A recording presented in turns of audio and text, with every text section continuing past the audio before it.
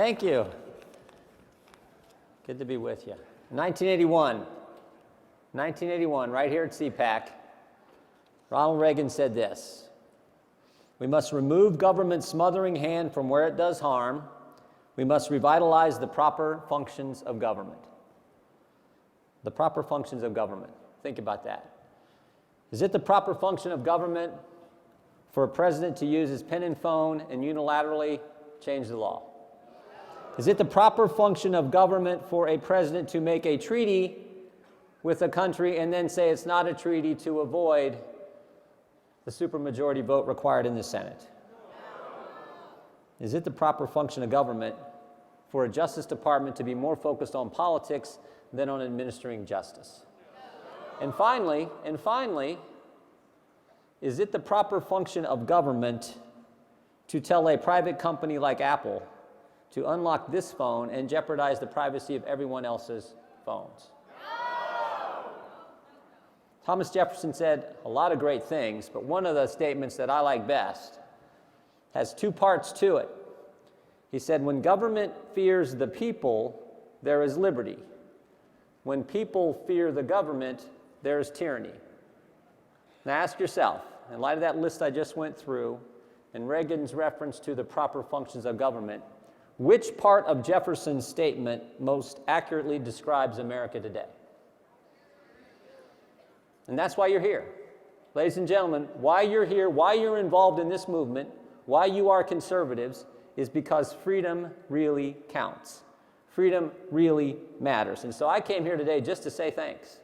I learned a long time ago, good things don't just happen. If you want to accomplish anything of meaning, anything of significance, any real important objective, it takes time, it takes effort, it takes sacrifice, and most importantly, it takes a willingness to get off the sidelines and get in the game. So thank you for doing just that. Getting out of the stands and becoming a participant in protecting liberty and protecting freedom, because now more than ever, it is warranted. When you do that, when you get off the sidelines and get in the game, there's risk associated with it. You're going to be criticized. We have a group in Congress called the House Freedom Caucus, where it's important. We have the press write something bad about us every single day. I tell my colleagues, if the press isn't saying something bad about you, you're probably not doing anything any good. And you all are in the same boat.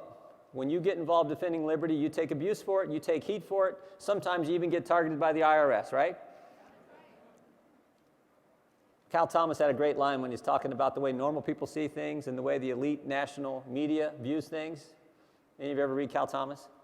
He has a great line. He says, when he's talking about, the Washington Times, New York Times and the Washington Post. Washington Times is a good paper. He says, "I get up every morning, I read my Bible and the New York Times so I can see what each side's up to." A lot of truth to that. A lot of truth to that. Thank you for fighting. Sometimes when you fight, you make people mad, you tick people off, but it's still the right thing to do. That's not why you do it. We're conservatives and we're not mad about it, as Mike Pence likes to say. We've got the truth on our side, but sometimes you make people mad. Any of you ever seen, I shared this with the group not too long. Any of you ever seen the movie 1776? Seen the movie? Yeah. Musical. It's one of my, I have no musical talent. My wife has all that stuff, but I still like watching these kind of shows, and it's one of our family's favorite. It's the storyline, of course, is when that group of individuals came together there in Philadelphia in 1776 and launched this experiment liberty we call America. And it's all about drafting the Declaration and then voting for it and moving forward. And Adams is, of course, the driving force behind this. He's the sort of the impatient one wanting to move this along. And the scene that I like the best is Jefferson has written the Declaration, and they're now doing what Congresses do. They're marking it up. They're amending and changing and doing what legislative bodies do. And so they're going through the markup, and again, Adams is the impatient one. He wants to get on and have the vote and move forward. And as they're going through the markup, one member of the Congress stands up and says, "We need to change this paragraph because when the king reads this, it's a little too hard-hitting. He's not going to like, we need to tone this down and change this paragraph." Adams rolls his eyes, but they change the paragraph, and pretty soon another member stands up. He says, "Yeah, this section, we got to change this section too, because when Parliament sees this, this is a little too strong.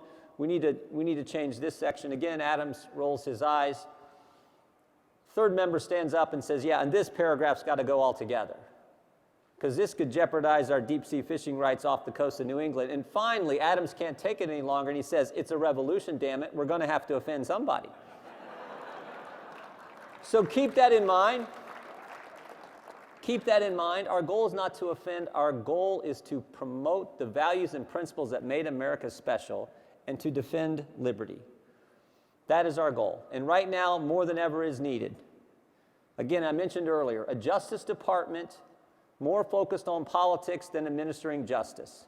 How else do you explain the fact that an agency with the clout and the power of the Internal Revenue Service systematically targeted conservative groups for a sustained period of time for exercising their most fundamental liberty, their right to speak out under the First Amendment, and no one was prosecuted? Lois Lerner wasn't prosecuted. John Koskinen hasn't been prosecuted. How else do you explain it? Now think about I always remind audience of this. Think about our Constitution, Bill of Rights, and our First Amendment. Under the First Amendment, we have the right to assemble, the right to petition our government, the right to practice our faith, the freedom of the press. But under the First Amendment, what's your most fundamental liberty? Speech. Your right to do what I'm doing right now, to speak. And when the founders put this together, it wasn't just any old speech they were talking about. They were focused on what kind of speech? Political speech. Your right to criticize your government and not be harassed for doing so. And yet, what did the Internal Revenue Service do? They went after that most fundamental type of speech we have. The Justice Department that's focused on politics. You need to fight for freedom when you have people in high office who aren't straight with the citizens. I have the privilege of serving on the committee that's looked into the issue of Benghazi, and we had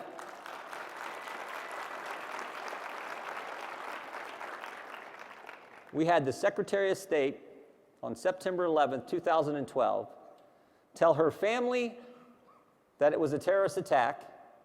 She told the Egyptian Prime Minister the very next day, we know the video had nothing to do with it. It was a planned attack, not a protest.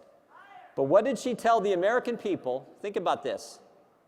At 10:08, the night of the attack, Tyrone Woods is still on the roof of the CIA annex, fighting for his life and defending his fellow citizens. And the official statement from the State Department, the official statement from the U.S. government was, some have sought to justify this vicious behavior as a response to inflammatory material posted on the internet. Now, first of all, who talks like that? No one communicates like that unless you're trying not to be completely straightforward and forthright. So you cannot, when you're a country rooted in freedom and liberty, you cannot have people in high office not be straight with the citizens of that country. And finally, if we're going to protect freedom, we need Republicans who are willing to stand up and fight for the principles that matter.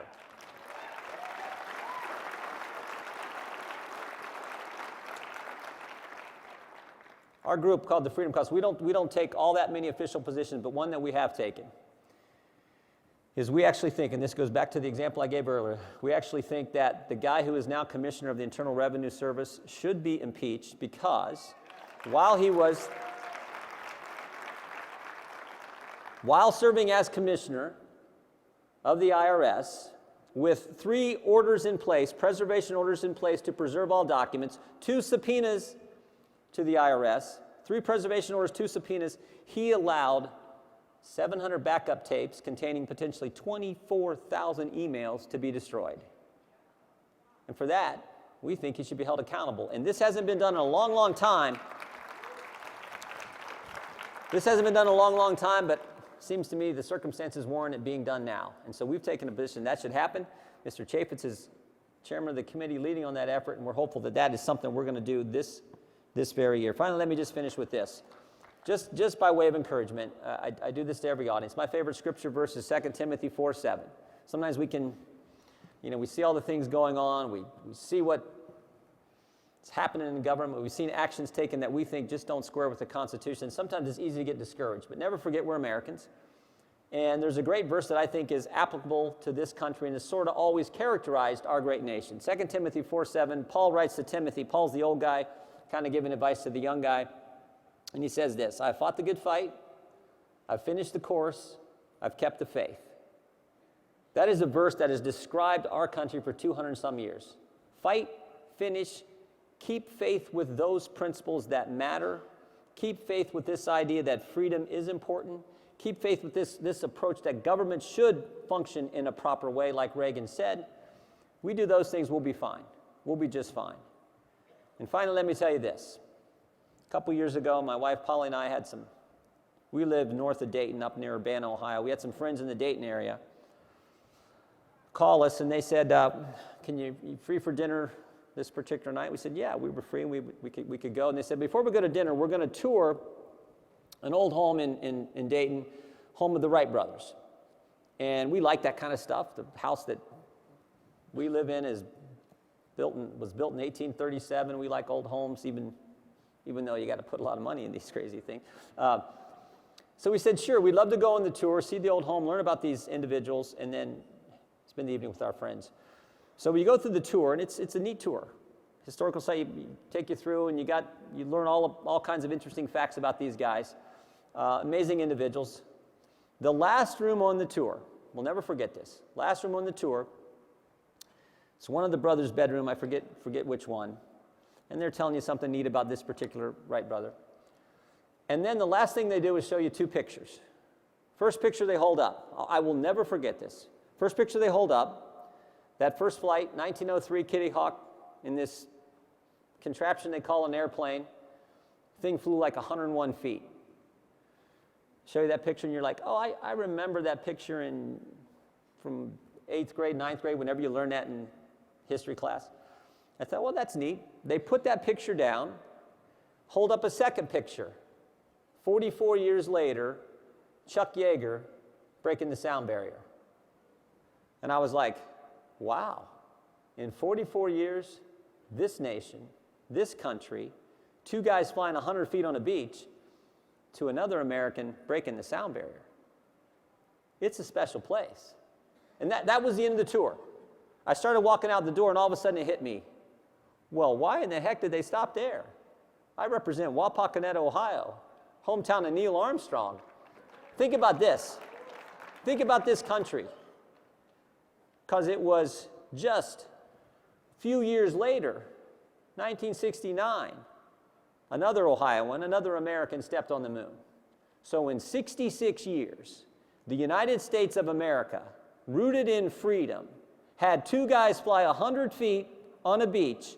66 years later, we put a man on the moon. So don't tell me we can't deal with the baloney Barack Obama's brought to us, right? We can. We've done it before. It's the greatest nation in history, and as long as all of you and a bunch of folks like you all over this country stay focused on preserving, protecting, and promoting freedom, fight the good fight, finish the course, and keep the faith, we'll be just fine. Thank you very much.